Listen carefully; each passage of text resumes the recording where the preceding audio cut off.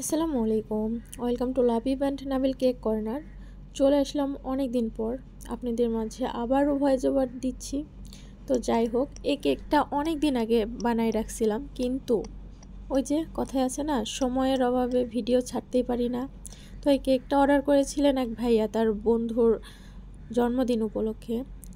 আর ভাইয়ার কথা মতো এই কেকটা আমি বানাই। যাই হোক, সামনাসামনি দেখতে মাশাআল্লাহ অনেক বেশি সুন্দর লাগতেছিল।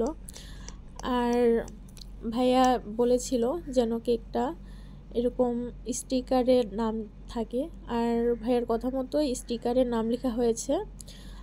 আর এটা ছিল রেড কালারের ফুল, সঙ্গে বর্ডার ছিল ব্লু কালারের।